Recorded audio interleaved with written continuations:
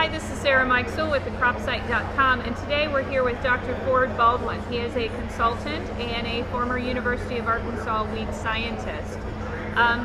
Ford, tell us a little bit about what you learned with your experiences down in the South with weed resistance and weed management. Well, I guess the main thing I've learned, and it shouldn't be surprising because I'm probably as resistant to change as anybody, but it is how hard it is for people to break old habits and change and try new things. We in about 2005, we went, well, before that, we went through 10 years of perfect weed control with Roundup Ready, just like everyone else did. And about 2005, we started noticing just our fields weren't quite as clean, and we just passed it off to, well, the weeds came up after the treatment, or even the weed scientists didn't think as much about it as they should have.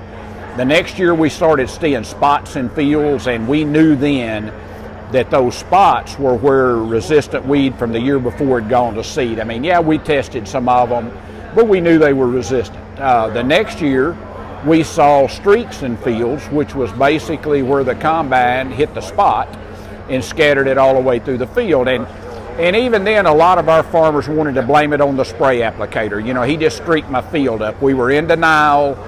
The ones that realized that maybe I do have a resistance issue here, their response was more, well, this Roundup program is so cheap and so easy, I can't afford to change. I know I can get by one more year. And one more year, we weren't harvesting fields. And we had farmers going out of business. We had fields being taken away from farmers by the landlords. We had landlords that couldn't rent farms to good farmers because they didn't want to come in and inherit the problem and, you know, scatter it over the rest of their farm that wasn't weedy. We had some new technologies like Liberty Link. I thought our farmers would seize the opportunity to save Roundup with that technology. It just didn't happen because it meant breaking old habits. So we didn't break old habits until we had to. And now, you know, if you want to fast forward a little way, it's not all gloom and doom. We went through some very hard years, starting in about 2010, 11, 12. It was ugly, ugly, ugly. And last year, I thought I started to see a change.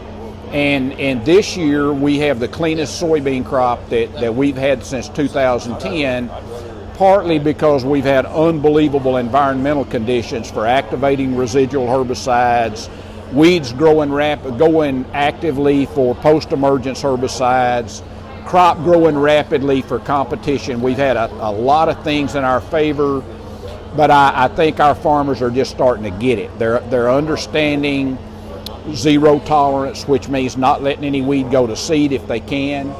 It means managing the soil seed banks, keeping the soil seed bank numbers low.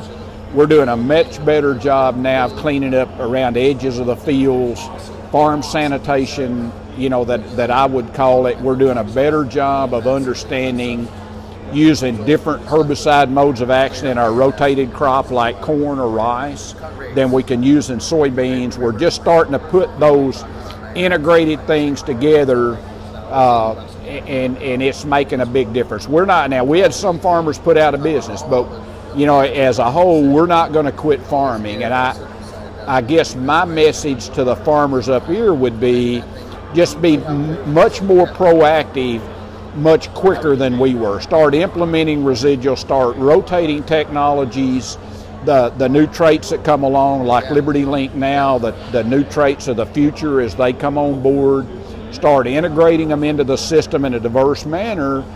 All we really have to do is get smarter than a weed that doesn't have a brain. And you'd think we'd be able to do that, but we're just all creatures of habit. And 9 times out of 10, if a guy's weed control program worked great last year, he already knows what he's going to do the next year. It's going to be the very same thing. And we can't afford to do that with no more technologies than we have left. We've got to break that cycle, and we've got to start dictating to the weeds what's going to happen instead of waiting and let the weeds dictate to us. Very good. Well, thank you so much for the time and information, Ford. We really appreciate it. My pleasure. This is Sarah Mikesell with thecropsite.com.